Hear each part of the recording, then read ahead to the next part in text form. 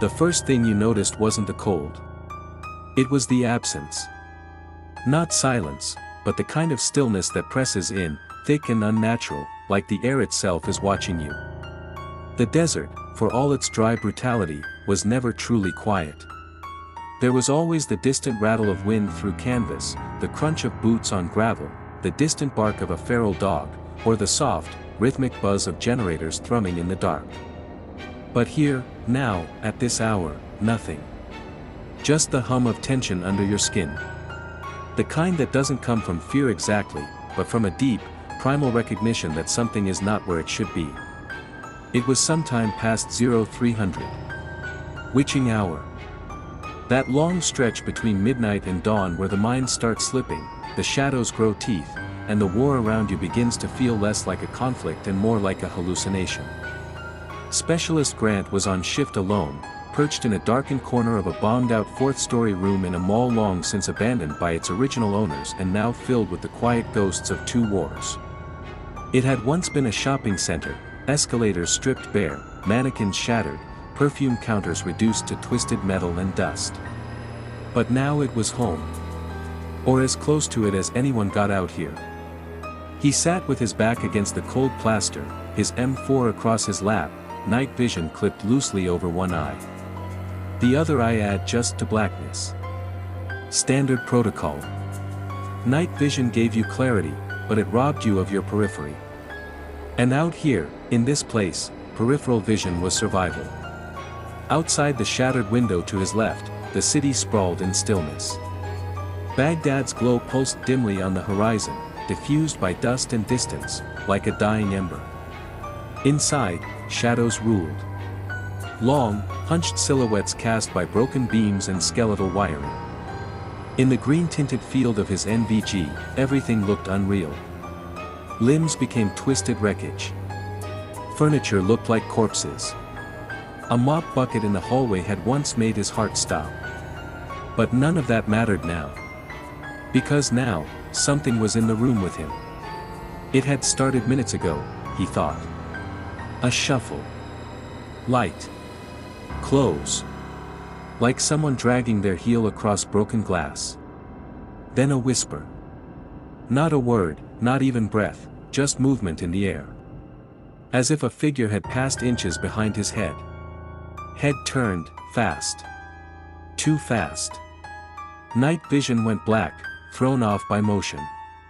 He tore it off, let it dangle on his chest rig, and blinked into the dark. Nothing. Then the smell. Burned something. Not rubber. Not plastic. More organic. Hair, maybe. Or meat. Faint. Barely there. Grant's breath slowed. Not out of calm, but caution. He pressed his back harder into the wall, one hand tightening around the grip of his rifle, the other reaching toward the chem lights clipped to his vest. He didn't want to break one. Because once you did, the glow made it harder to hide. It made you visible. Traceable. But he needed to see. His fingers found one. Crack. Snap. A dull green glow spilled into the room. Weak. Inadequate. He tossed it 2 feet ahead of him. It rolled against a shattered chair leg and stopped. And that's when he saw it. Not clearly. Not entirely. Just the edge of something that shouldn't have been there. A shape that wasn't wall or gear. It was tall, impossibly thin, like smoke pretending to have form. It shifted in the light, but didn't move. A child, his brain supplied. No. Too tall. Wrong proportions. He blinked. Gone. And then, right beside his ear, from lips that weren't there, came a whisper. I see you. The voice was low. Male.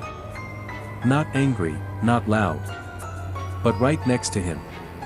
He stood in an instant. Light up, rifle raised, finger hovering on the trigger guard. Nothing. The green light now cast long shadows across the cracked tile. One of them moved. He turned. It didn't. His pulse hammered in his ears. Every part of his body screamed for him to run. But there was nowhere to go. No one to call. Comms were quiet. The other two men on his rotation were a floor down, and he knew they wouldn't come fast enough. He wasn't alone. He walked the room with the rifle up, beam scanning from corner to corner. A door to his left creaked open on its own. A gust of wind, maybe. Maybe. He stepped forward. Slowly. His boots were too loud, the sound of gravel underfoot foreign and brittle. The room was empty. Then, feet. Soft. Behind him. He turned. No one. Then a laugh. Just one. Small. Like a child. Except it wasn't a child. He aimed downward, toward where the sound had come from. Still nothing. Then from behind, a rush. Cold. Like something running past him at speed but with no footfalls, no wind, just presence. He spun again. The green chem light rolled slightly. Not from his foot. From something else. He backed into the corner again. Rifle still up. Breathing shallow. The silence returned. But it was worse than before. Because now it wasn't empty. Now it was waiting. And he understood, deep in the marrow of his bones, that what he'd seen wasn't there to scare him. It was there to observe. To study.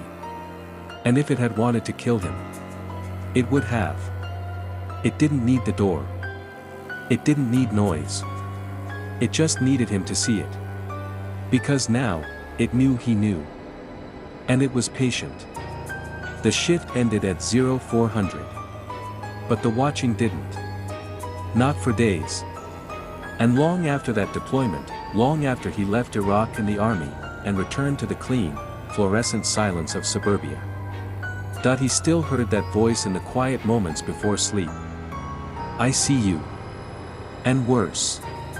He believed it. You've probably heard of Baghdad. Not from postcards. Not from travel documentaries. But from headlines and broadcasts, from casualty reports and grainy night vision clips aired on the evening news. Baghdad, the city that never really sleeps, not because of its nightlife, but because of the uneasy silence that creeps in between rocket blasts and sudden gunfire. A city suspended in tension. Half rebuilt, half remembered. A city made of scars. But there's another Baghdad. One you've never seen. The one behind the sandbagged perimeters and blast-proof doors. The one inside gutted shopping malls turned into forward operating bases. That's the Baghdad specialist Tyler knew. Not the one with minarets or ancient poetry, but the one with peeling posters, shattered windows, and dust settling over bullet holes like fresh snow. It was late 2007 when Tyler's unit was reassigned to that hollowed-out husk of a building locals once called the Baghdad Mall. 4 floors of concrete and ghosts. What used to be a place of life, families browsing for gifts, children tugging at parents' sleeves, music playing overhead, was now repurposed for war. Rooftops became sniper nests. Escalators were welded into place. The perfume counters where once cologne bottles gleamed under warm lights were now checkpoints covered in black soot and busted tile. His unit called it the doghouse. Maybe because it was small, maybe because it was forgotten. Maybe because, like a doghouse, it kept something unwanted out of the way. It was situated along Route Red Wings, a stretch of road where IED spread like weeds. Tyler had grown up in Kansas, flat roads, wide skies, wheat fields that rippled like slow oceans. Baghdad, by comparison, felt tight. Compressed. As if the air itself was trying to flee. There was a rhythm to deployments. Wake. Patrol. Rest. Repeat. And when the sun went down, they gathered at the smoke pit, lit by a single bulb hanging from a wire looped over a crumbling support beam. The light flickered often, but no one fixed it. They just smoked under the half-light, telling stories. Some of them real. Some of them not. But the most unsettling ones? Those always started with a long pause. A breath. A glance over the shoulder. Then came the words, "You're not gonna believe this." The first time Tyler heard about the kid in the mall, he dismissed it. A shadow seen too late. A rookie's hallucination. But the stories kept coming. From guys who weren't rookies. From veterans who had patrolled Tikrit, Fallujah, Mosul. Guys who didn't scare easy. They all said the same thing. It wasn't just one thing. It wasn't just in your head. And it always happened at the same time, 0300 hours. The witching hour. That's what they called it, half joking at first. But the name stuck. Not because it was clever. But because nothing else fit. The base had no electricity most nights, save for what the generators pushed through on a good day. That meant no security cameras. No working AC. No humming distractions. Just wind moving through cracked tiles. Just silence, thick and unyielding. The kind that felt alive. At first, Tyler assumed it was just combat stress. They all lived with it, each in their own way. Some laughed too hard. Some got quiet. Some wrote letters home that they never sent. But then something changed. It was subtle at first. Someone's gear going missing. A door found open that had been locked the night before. Cold spots, strangely localized, on the third floor where the comms room was. A radio that clicked on and off without input. Then came the sounds. Shuffling. Like boots on broken tile. Always behind you. Always just far enough away that when you turned to look, nothing was there. Tyler remembered the first time he stood watch in the infamous room, room 317. It had once been a discotheque, long before the war. You could still see the mirrored tiles, the half-faded neon Arabic script that once welcomed dancers and drinkers. But under Tyler's boots, the floor felt wrong. Soft in places where it should have been solid. Heavy with something he couldn't name. He sat by the window, facing out. Night vision scope affixed to one eye, the other pressed into darkness. A duality that always felt more vulnerable than tactical. Outside, the street stretched empty. No movement. No cars. Just orange haze and the faraway pop of gunfire from some other quadrant. Inside, the room grew colder. Not a breeze. Not a draft. But a still, dead cold that settled on his back like wet fabric. And then, something whispered in his ear. He turned. Fast. Too fast. Nearly lost his footing. Nothing. Just the green wash of his nods. Just the echo of his breath, too fast, too loud. "You okay?" Someone crackled in his earpiece. Yeah, he lied. He didn't tell them about the whisper. Didn't mention the voice. Didn't say it called him by name. It was easier not to. It was safer that way. But the silence never went away. Later, Tyler would learn about the mall's history. About the rumor that Saddam's sons had used the top floor for torture. That people had been thrown from the roof. That the club, room 317, had once doubled as an execution space. The locals didn't speak of it directly. But they didn't come near either. No matter how many candies the soldiers handed to the kids. No matter how many cigarettes they offered to the elders. The building was avoided. Like it was sick. By the time the second month rolled around, the stories had become ritual. Soldiers traded them like cigarette packs. Half whispered at the smoke pit. Always starting with that same line, "I thought I was alone." But Tyler remembered what one of the interpreters said, in a low voice, while wrapping prayer beads around his fingers. "The jinn don't care if you're a soldier," he said. "They were here before the bullets. Before the borders. Your guests in their war now. That line stuck with him. Guests. Not conquerors. Not liberators. Guests. And what kind of guest walks into a haunted house with boots and rifles and starts rearranging the furniture? Tyler didn't know what he saw. He still doesn't. But what he felt, that moment in the window, when the whisper came, and the cold gripped his chest like a vice, what he felt was real. And it's never left him. That's how this story begins. With a place that shouldn't be standing. A silence that isn't empty. And the kinds of questions you don't want to know the answers to. This is the story of soldiers who saw things they were never meant to see. Of nights that grew too long. And of voices that still echo in rooms long since abandoned. Welcome to the Baghdad Mall. Welcome to the witching hour. It began, like so many stories do in war zones, not with a bang, but with a question. Did you see that? Tyler was mid-shift, sitting alone on a folding chair near the shattered window of room 317. The others were rotating sleep schedules, and Wireman, his usual patrol partner, was down 2 floors nursing a twisted ankle after a bad step on the broken stairwell. It was Tyler's turn to pull security alone, and the night outside looked the way nights always did in Baghdad, colorless, muted, endless. The orange haze from sodium vapor streetlights blurred against the cracked glass, and somewhere far off, gunfire stitched the sky like an afterthought. But inside, everything was still. Still. Except for what he thought he saw. The first sign was a flicker. Someone, moving across the corner of his vision, down the far end of the hallway past the mess of sandbags and collapsed ceiling tiles. It was brief. A motion, low to the floor. Almost like a kid crawling.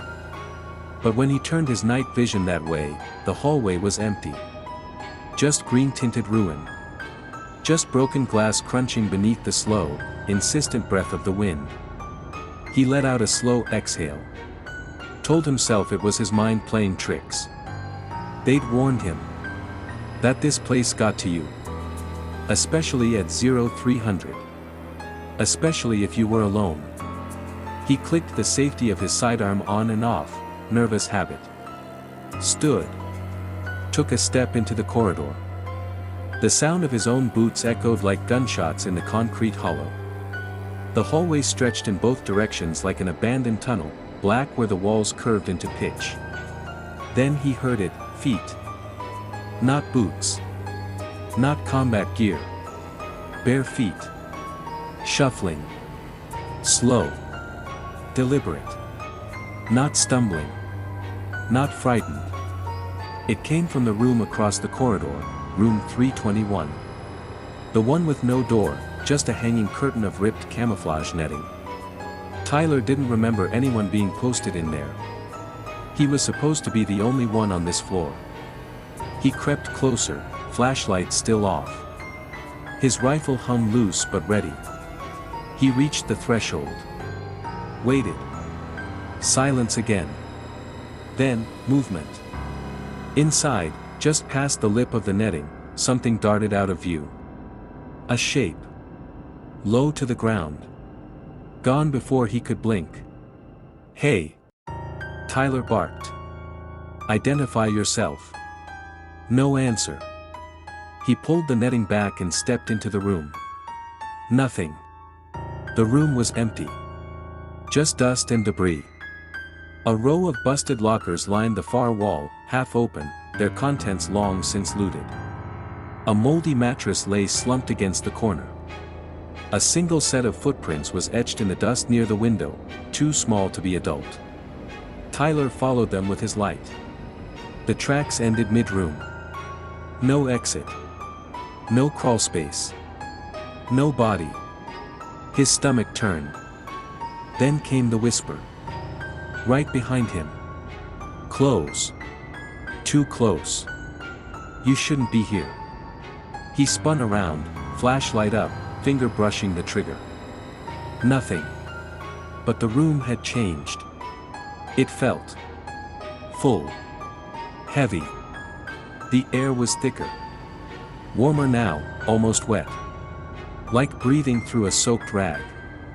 His flashlight beam swept left and right, slicing through the gloom, but every object cast double shadows, one natural, one not. The angles didn't make sense. He could feel something standing behind him again, but every time he turned, there was nothing. He backed out of the room, fast. Pulled the netting closed again. The hallway felt even darker now. He could still hear something, soft dragging sounds, like cloth on tile. Maybe breathing. He radioed down to the security station. "This is Specialist Tyler, floor 3. Possible intruder." A beat of static. "Say again." "Possible intruder," he said, louder. "Room 321. I saw movement." More static. Then a voice. "Tyler, there's no one else posted up there tonight. Stay in place. We're sending someone up." But no one came. 10 minutes passed. Then 20. He called again. No response. That's when he saw it, someone standing just outside room 317, at the edge of his peripheral vision. Not moving. Not walking. Just watching. He raised his rifle. Turned fully toward the figure. Gone. Only the trail of muddy footprints remained, leading directly into his room. That was enough. He backed into 317, shut what was left of the door, and jammed a folding chair under the knob. He clicked on his weapon light, flooding the cracked tiles and decaying drywall in a harsh white glow. Nothing moved. And yet, he could still feel it. The pressure. The sense that something wasn't just near, it was inside. Inside the room. Inside him. Tyler kept his back to the wall, eyes flicking toward every corner, every shadow, every broken vent and cracked mirror.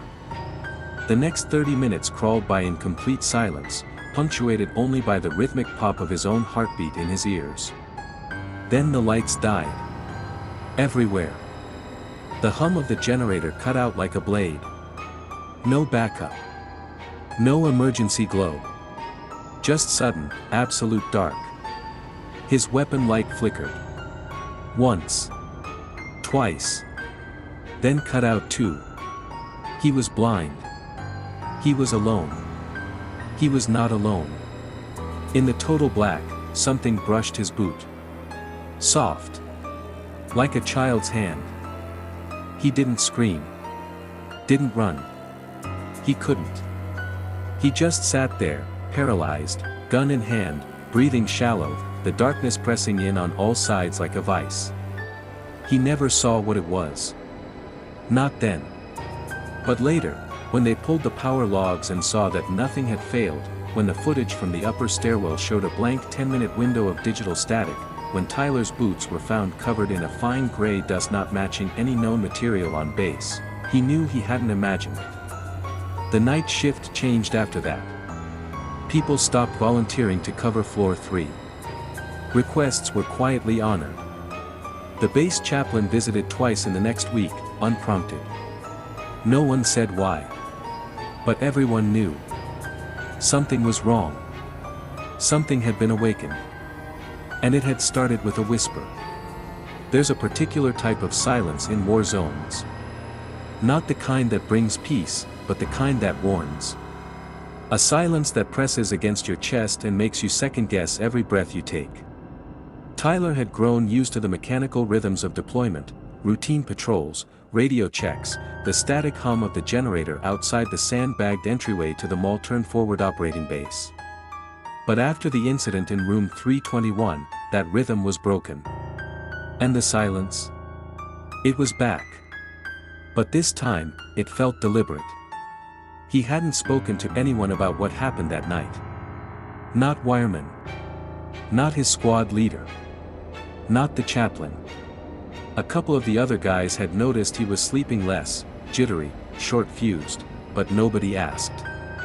In places like this, silence wasn't just normal. It was armor. But the armor was wearing thin. It started with the lights. For 3 nights in a row, the power on the 3rd floor flickered between 2:58 and 3:03 a.m., right around what everyone called the witching hour. Not a full blackout. Just an eerie stutter in the overhead fluorescence, like something was chewing through the wires one heartbeat at a time. Then the night vision would start to glitch. Not fail entirely, just smear. Blur. As if the lens wasn't picking up light, but shadow. Moving shadow. Then came the voices. Not yelling. Not clear. Just fragments. Breathy phrases barely above a whisper, carried on a wind that didn't exist. Most guys shrugged it off. Blamed each other. "You're losing it, man," someone said when Private Sanchez swore he heard a woman humming behind the northern stairwell. But Sanchez wasn't the only one. Corporal Rayburn said he kept hearing the word "tal," Arabic for "come," repeated over and over in a hoarse child's voice while pulling shift near the rear barricades. It came from somewhere above the rafters, he said. Head called out. Nothing answered. When he climbed the maintenance ladder to check, the roof hatch was sealed shut, rusted over. The next night, Specialist DeMarco slammed his M4 into the wall and refused to return to the 4th floor watch post. Said he saw someone standing on the opposite rooftop, across the bombed-out courtyard. Same time, 3 a.m. said the figure was tall, wrong-limbed, arms hanging too low. Said it smiled at him. There were no buildings across the courtyard. Nothing left standing above 2 stories. Still, they wrote it off. Stress. Heat. Dehydration. Maybe a reaction to the iodine pills. But then they found the lock on the roof access door, snapped clean in half. A lock designed to withstand heavy explosives. That was when wireman came to Tyler's bunk one night, eyes wide and hands shaking. He didn't say anything at first. Just stood there. Tyler sat up slowly, the cold metal of his rifle's barrel pressing into his thigh. "What?" Tyler finally asked. "You were right," wireman said. Tyler blinked. "About what?" Wireman hesitated. "About room 321. He hadn't told him. I went up there to look," wireman said. "A couple nights ago. I wanted to see what had freaked you out so bad. And I heard breathing. Right next to me. But no one was there. And the door behind me closed. Slowly. Maybe a draft. There were no windows open. No wind." Tyler sat still. Listening. "And I saw something else," wireman added, almost in a whisper. "The mirror." "What mirror?" "The one propped against the wall next to the lockers. I looked in it." He swallowed. "I saw myself, but I wasn't moving." Tyler frowned. "You mean?" "My reflection blinked. Before I did." They stared at each other for a long moment. No one said it. But they both knew what it meant. Whatever was going on in that building wasn't in their heads. And it wasn't done with them. The team tried to ignore it. They added more chem lights to the hallways, strung paracord trip alarms across empty corridors, and kept radios open on a new channel between every posted watchman. But the nights were changing. One evening, during a sandstorm that had rolled in from the east like a burning wall of dust and static, Sergeant Lipkin went missing. He had the 0000 to 0200 shift posted outside the old discotheque turn security office, a spot known for its bullet-pocked walls and thick layers of graffiti left by decades of war. Tyler was scheduled to relieve him at 0200. When he arrived, the chair was empty. His rifle was still leaning against the sandbags. Radio still switched on. But Lipkin was gone. The entire floor was searched. Nothing. No blood. No tracks. No note. Just a faint smell, sweet and metallic, like burnt copper, clinging to the inside walls. They filed the incident as a disappearance. But everyone knew that wasn't the right word. He hadn't disappeared. Had been taken. The rumors started spreading. They weren't just whispers now. They were beliefs. Traditions. Warnings passed between squads like sacred rites. Don't say their name after midnight. Don't look into broken mirrors. Don't respond to voices you can't see. Don't follow children. No matter what. A sergeant from a nearby FOB brought an Iraqi translator to the mall one evening to help with a tribal liaison meeting. The translator, a lean, soft-spoken man named Ferris, lasted less than 30 minutes inside the building. He stood in the foyer, eyes locked on the staircase leading to the third floor, then turned pale and muttered something under his breath. "What is it?" the squad leader asked. Ferris didn't answer. He just backed out of the building, repeating one word. "Jinn." Then the dreams came. Tyler was the first to mention them. He described walking through endless corridors, the walls dripping with dark liquid, lights above flickering like dying fireflies. In the dreams, he wasn't wearing his uniform. He was barefoot. Following a voice he couldn't place. A child's voice. Repeating a phrase he didn't understand. Others began to report the same thing. Rayburn. Sanchez. Wireman. Always the same child. Always the same phrase. When a linguist later reviewed the dream phrase, recorded on a scratched notepad during a morning debrief, it translated to something ancient. Pre-Islamic. A dialect rooted in desert ritual. It meant, "You opened the gate." That phrase stuck with Tyler. Because it didn't feel metaphorical. It felt literal. One night, unable to sleep, he returned to room 321. This time, he brought a pocket-sized digital audio recorder and a rosary given to him by his mother before deployment. He set the recorder on the floor, turned it on, and sat quietly. Nothing happened for the first hour. Then, shuffling. Soft. Then whispers. One word. Tal. He didn't see anything. But when he played the recording back the next morning, there was something under the surface noise. A low-frequency hum. Layered. Almost like breathing. But there was no one else in the room. And beneath it all, a voice. Barely audible. "You shouldn't be here." He didn't tell anyone about the tape. He just destroyed it. But from that night on, he stopped sleeping in the upper levels. Even if it meant catching rest on the floor of the ops tent or in the cab of the idle MRAP parked out back. Because something had changed. They had crossed some threshold. It was no longer about the strange. It was now about survival. And the worst part? They hadn't seen the last of it. Not even close. Tyler stopped using the word ghosts. It was too small now. Too neat. Ghosts were the kind of thing you whispered about to mess with new recruits. The kind of story you told over a cigarette to pass the time during dead patrol hours. But what was happening at the mall, what had happened to Lipkin, what was happening in their dreams, felt bigger.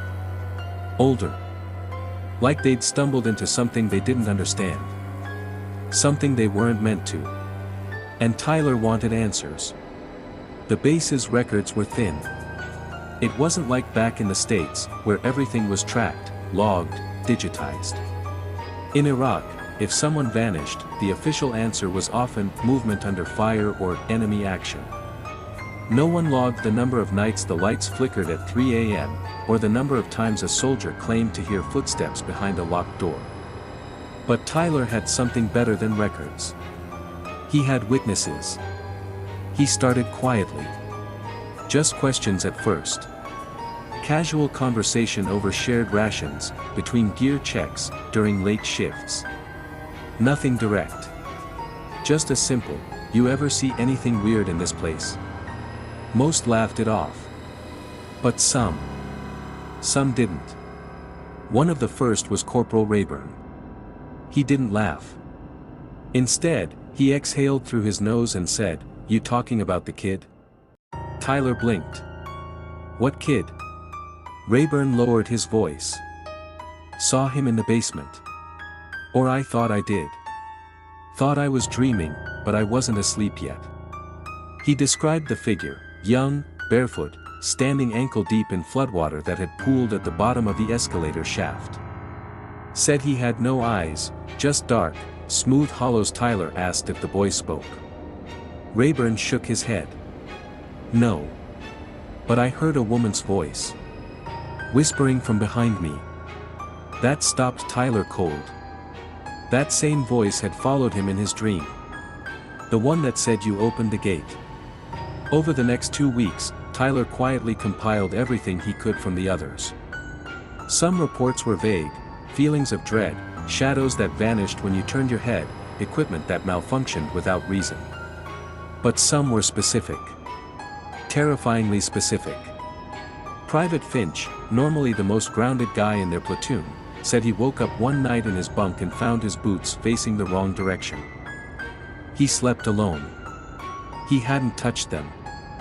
His watch, which he always set on the footlocker, was placed around the doorknob. Another soldier, Private Esquivel, refused to sleep on the 3rd floor anymore. Said he saw what he thought was another soldier crouched behind the water tanks during a patrol. When he called out and moved closer, the figure didn't move, it withered. Crumpled inward like fabric collapsing. When he reached the spot, nothing was there. And then there were the dreams. Nearly everyone on overnight shifts had begun reporting fragmented, disjointed nightmares. Always between 3 o'clock and 3:30 a.m. Always containing a door. Sometimes locked. Sometimes open. But always humming, always breathing, always waiting. It wasn't until Tyler spoke to their Iraqi interpreter, Kamal, that the pieces began to connect. Kamal had grown up in Baghdad.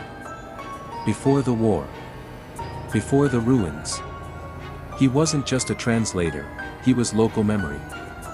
When Tyler asked him, over chai and a quiet evening smoke behind the sandbags, if he knew anything about the mall's history, Kamal went silent.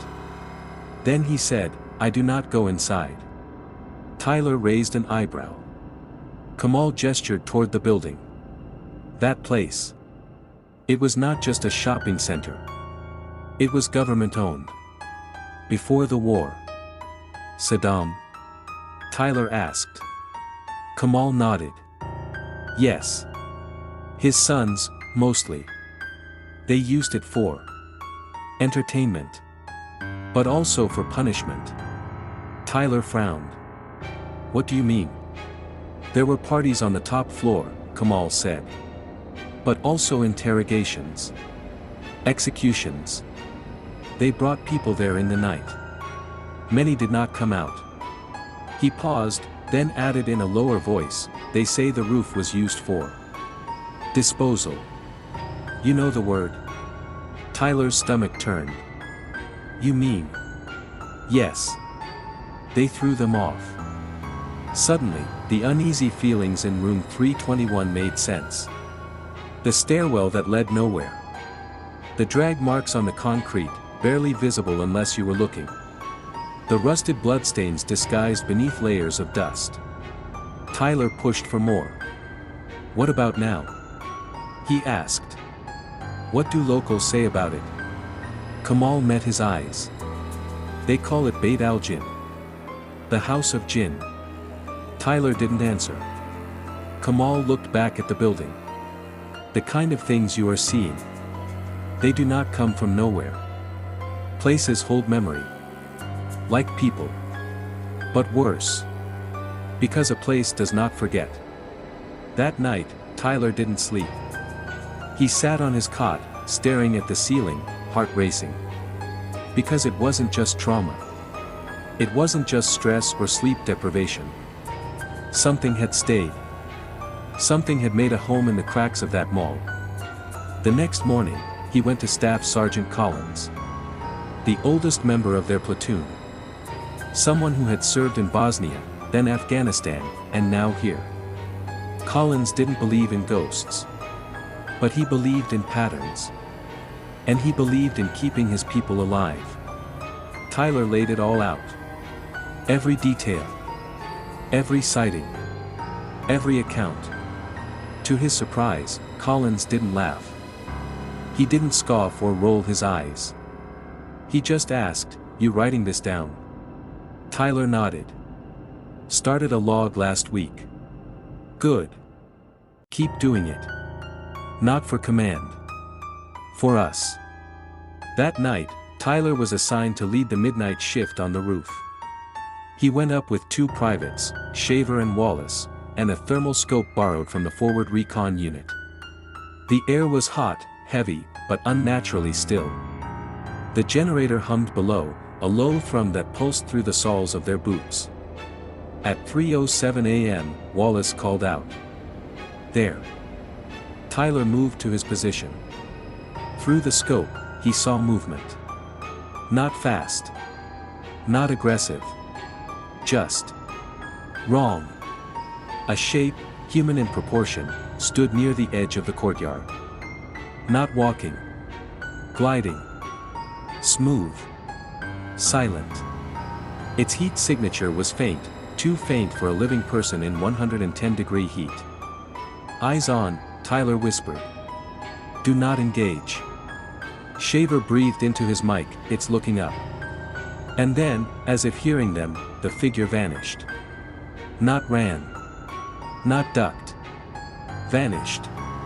Tyler kept the scope trained on the spot. Nothing. But in his gut, he knew, the thing knew it was being watched. And it wanted them to see. Back downstairs, Tyler wrote it all down. The time. The movement. The impossibility. He started referring to the log as the gray file, not quite black, not quite white. Just a record of the in-between. He kept it under his bunk, wrapped in a towel. As the days wore on, he added more entries. One for the shadow that moved against the wind. One for the dreams that began happening while soldiers were awake. One for the name Kamal whispered when he thought Tyler couldn't hear, Ifrit. A type of jinn. One of fire and smoke. Vengeful. Ancient. Capable of possession, deception, destruction. Capable of feeding on fear. Tyler couldn't prove any of it. But he no longer needed proof. He had the silence. The silence that pressed into their bones every night between 3 and 4 a.m. The silence that followed Lipkin's disappearance. The silence that still hovered in room 321. And the unshakable truth that once you saw certain things, you couldn't unsee them. And worse, you couldn't stop them from seeing you. It wasn't the movement that startled Tyler. It was the stillness.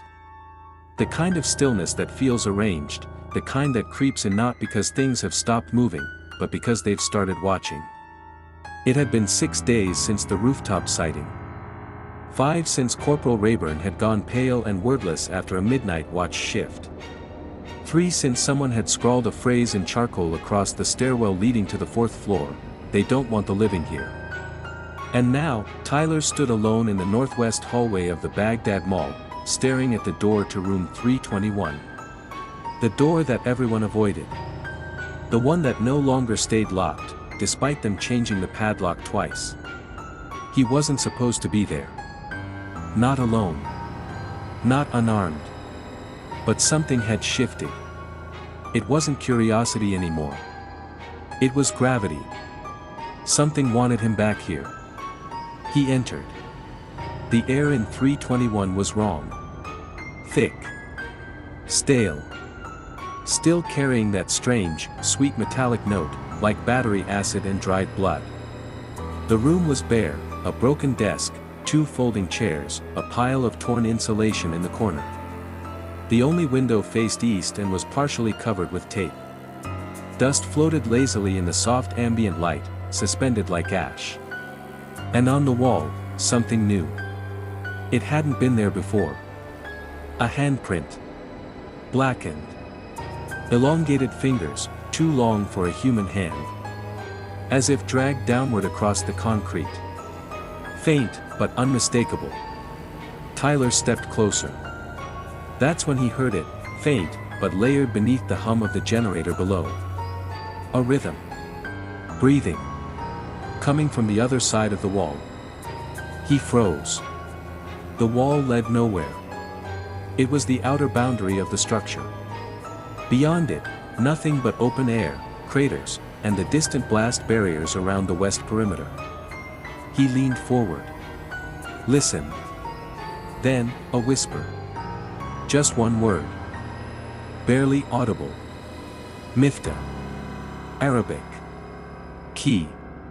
Tyler backed away, breath shallow. He knew that word. It had shown up once before, buried in a comment Kamal had made over tea 3 nights earlier. Had been recounting the story of the old Ba'athist intelligence officers who'd supposedly used room 321 not just for interrogations, but for rituals. They believed the room was a gate, Kamal had said, tracing a circle into the dust on the floor with his finger. A place of thinning. A hinge. A hinge between this world and. He hadn't finished the sentence. Tyler had laughed it off. Now he wasn't laughing. The whispers were back, now repeating, like a breathless chant, Mifta. Mifta. Mifta. He turned and ran. The next day, Tyler demanded Kamal tell him everything. They sat alone in the converted rec room, just a folding table, 2 cups of bitter instant coffee, and a storm of silence pressing against the concrete walls. Kamal looked tired. Older than he had days ago. As if the act of remembering was wearing him thin. He began to talk. This mall was built in the 80s, he said, slowly. But before that, this land, it was something else. It was called Hay al-Khadim, the old quarter. There was a Sufi Zawiya here once. A retreat. A place of spiritual fasting and visions. Tyler frowned. What happened to it? Kamal looked him in the eyes. The Ba'athists bulldozed it. Covered it. And built over it. Tyler's stomach turned. Built this over it? Kamal nodded. Yes. They believed they could contain the energy. Redirect it. That they could control it. Tyler leaned in. Control what? Now Kamal hesitated. In old stories, he said carefully, there are places in the world where the veil is thin. Where the walls between the seen and unseen are brittle. These places. They remember. Even after the people are gone. He continued. The Sufis believed this land was such a place. They used it with care. With prayer. But Saddam's sons. They used it for something else. They believed that pain, human suffering, opened the veil wider. They fed it. Tyler felt ice crawl down his spine. And what about the word I heard, Mifta? Kamal nodded. It means key. In the old stories. The veil doesn't open on its own. It needs a Mifta. A key. Sometimes an object. Sometimes. A person. Tyler froze. A person. Kamal's voice dropped. Yes. A witness. Someone who sees. Someone who enters a place where they're not supposed to, and lives to remember. Something shifted in Tyler's gut. Like room 321. Kamal didn't answer. He just stared. That night, Tyler dreamt of the room again. Only this time, it wasn't empty.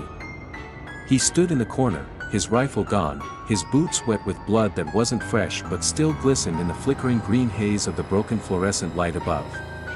A boy stood at the center. The same child Rayburn described. No eyes.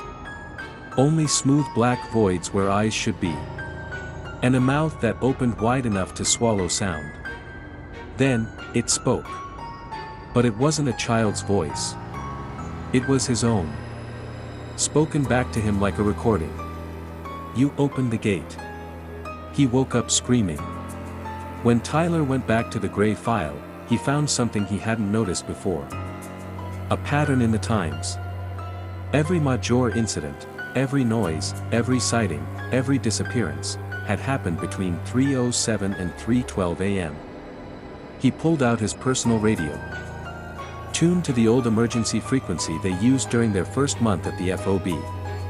The one command had told them was too unstable for long-range use. The one they'd eventually abandoned. 3:09 a.m., he sat in room 321, radio on, volume low. Nothing. Then static. Then a voice. Just a few words. Warped. Reversed. But when he slowed it down and played it backward through the cheap cassette recorder they used for interviews, it became clear. "We are the lock." Another voice. "And you are the key." Tyler stared at the speaker in silence. For the first time, he realized. They hadn't found the thing. The thing had found them. And it had been watching. Waiting. Choosing. Because in every story he had gathered, every soldier who saw something, they had all stepped into the room alone. And now, so had he. This was no haunting. This was a ritual. And he had just become part of it. Tyler didn't talk for 2 days after that night. Not to his squad. Not to the interpreter. Not even to the chaplain when he passed by the mess tent and offered him a quiet nod.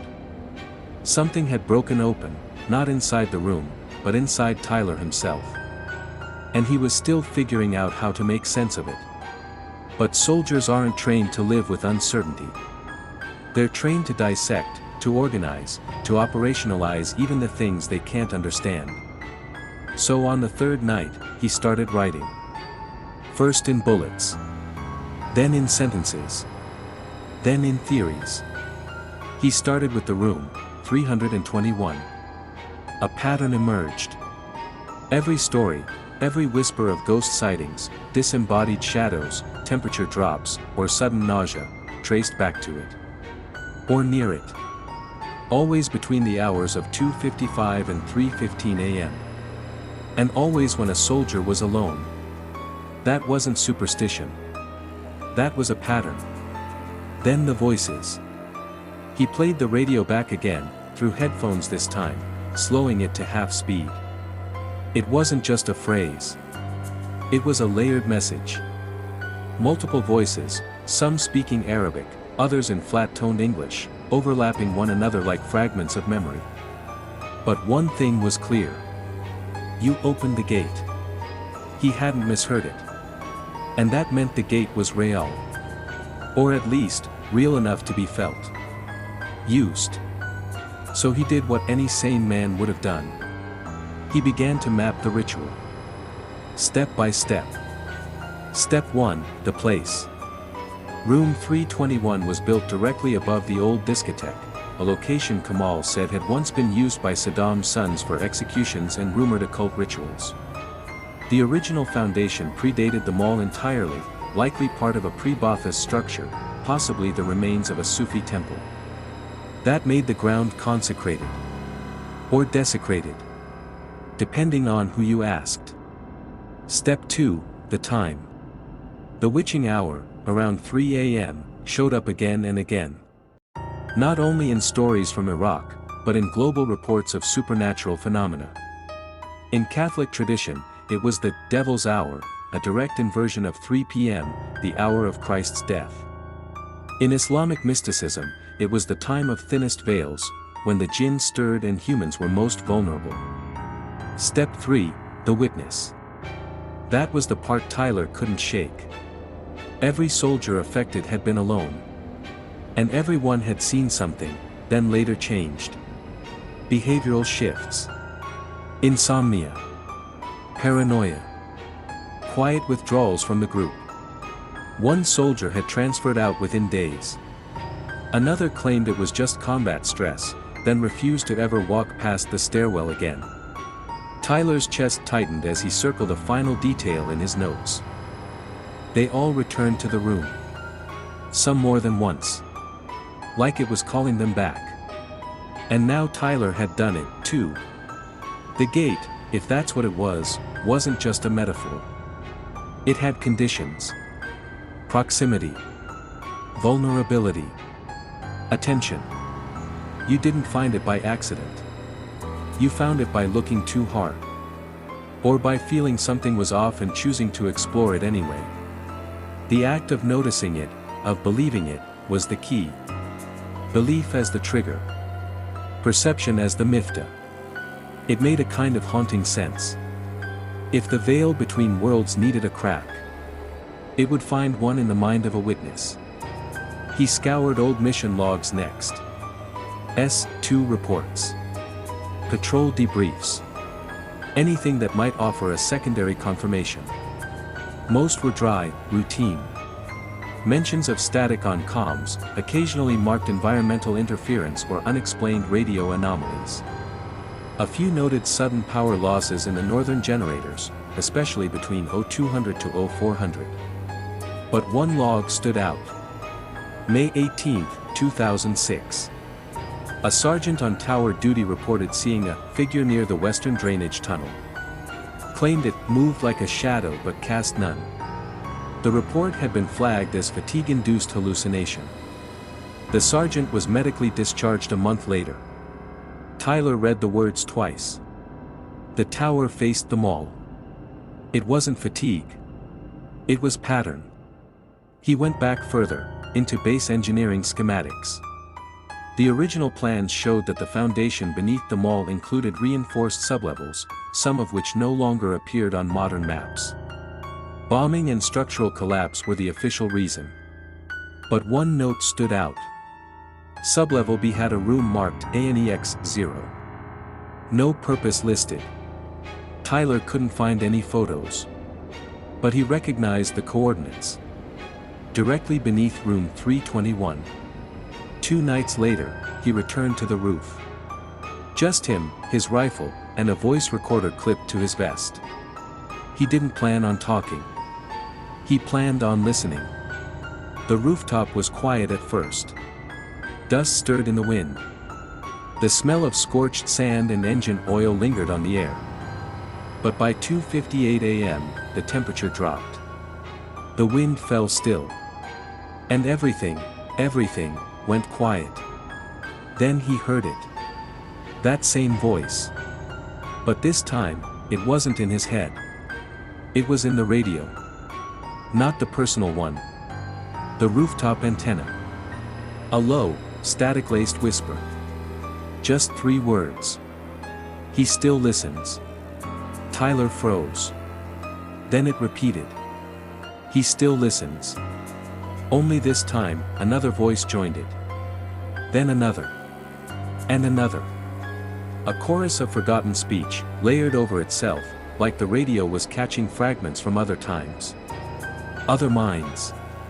Other witnesses. He pressed the record button and let it run.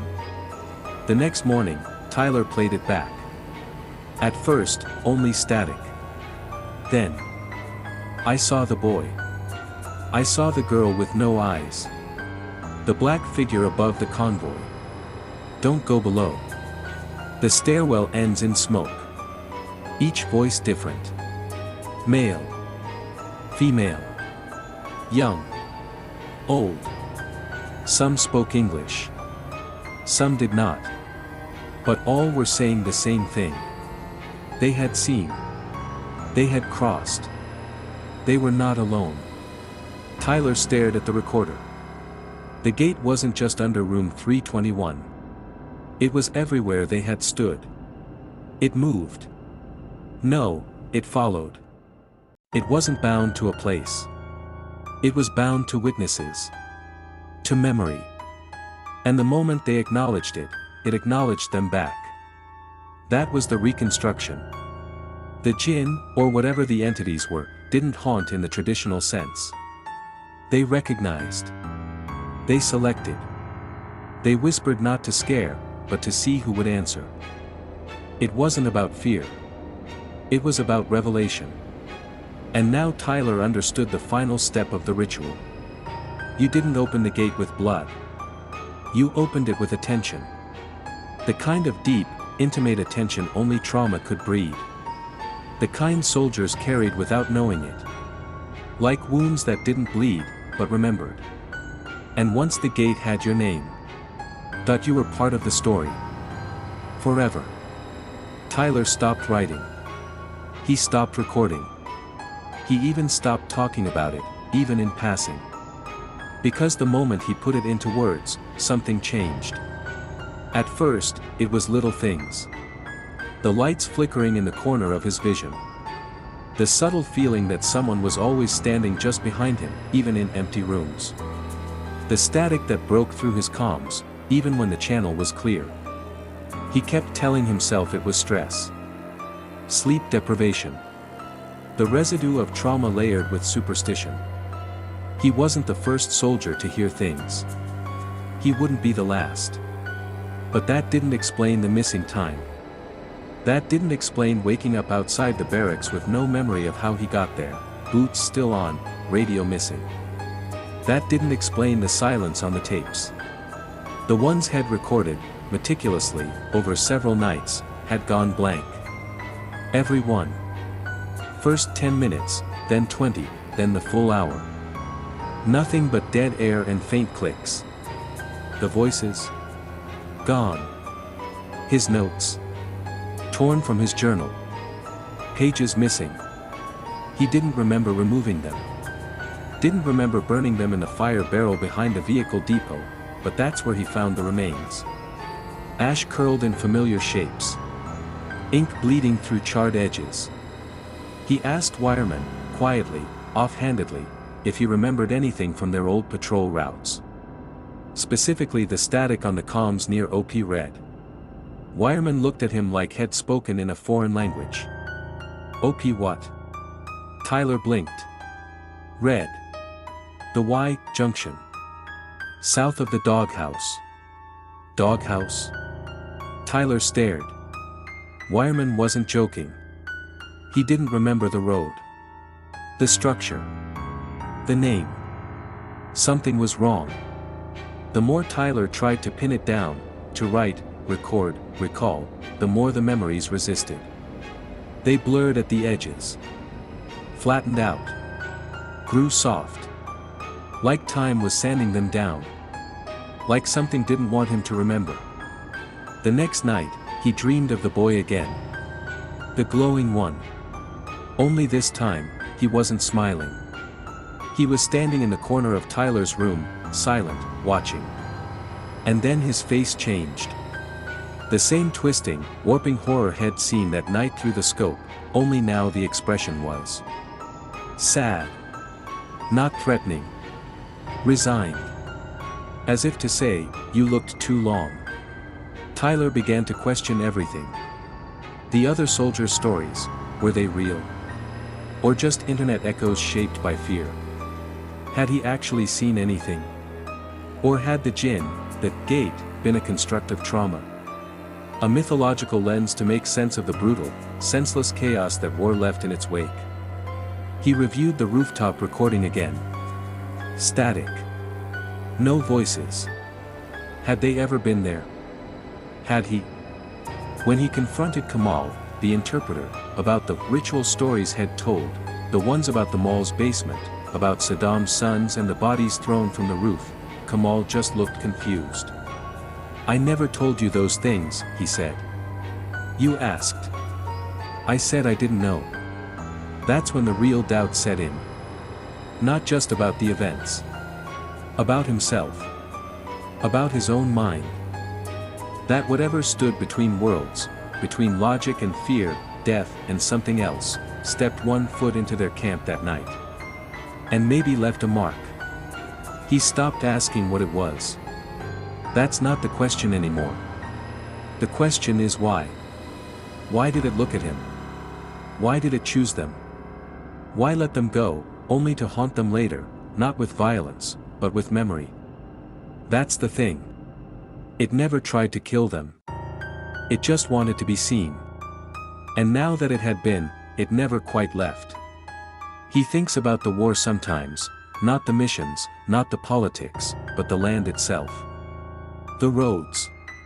The walls. The spaces between buildings where shadows stretched too long. What if those places don't forget? What if war tears open something deeper than wounds? What if it scrapes so hard against the earth that it splits it, just enough for something else to peer through? What if the monsters aren't born in imagination, but invited? Tyler knows he'll never get answers. The army didn't want a report. The tapes didn't want to play. And whatever stood at the edge of the road that night didn't want to be explained. It just was. And it might still be. That's the conclusion he's come to, not neatly wrapped in science or belief, but in the quiet understanding that not everything wants a name. Some things just want acknowledgement. Witnesses. Sometimes, the veil lifts. Sometimes, the dark speaks. And sometimes, the only thing keeping us sane is the thin line of silence we dare not cross. He remembers the gate. The whisper. The eyes. He doesn't need proof. He just remembers. The road out of the valley is quiet now. No war. No patrols. No curfews. Just dust, wind, and the faded echo of a time when soldiers walked it under blackout conditions, rifles in hand, eyes scanning shadows that never made it into the reports. Tyler hasn't been back, not physically. But part of him never left that stretch of cracked pavement near Route Red Wings. That place with the scrub brush and broken privacy walls. That moment when the boy, whatever it was, smiled and began to run. He sometimes dreams of going back. Not as a soldier. Just as a man. Standing where the Humvee once idled. Staring at the dirt, trying to see if the earth still holds the imprint of footsteps that never should have existed. But something in him says he wouldn't find anything. Because whatever was there isn't bound to a single spot. It moves. It follows. It waits. He's heard stories from others. Vets from different FOBs. Different years. Different wars.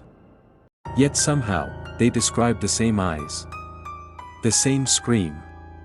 The same creeping awareness that something is out there that doesn't fit into any manual. He used to wonder what it wanted. Now he wonders if it even needs anything at all. Maybe it's just a part of the land, older than war, older than nations. Maybe it feeds on trauma, or memory, or the veil of belief that weakens under pressure. Or maybe it's simply curious. But the truth? Tyler doesn't think it's gone. He doesn't think it ever leaves. And when the wind picks up at night, rattling the trees outside his new home, he sometimes catches himself holding his breath, listening. Just listening. For footsteps in gravel that shouldn't be there. For a voice that sounds like it's right behind him, even when he's alone. For the silence that comes before something unholy makes itself known. No, it never ended. It only stopped being told.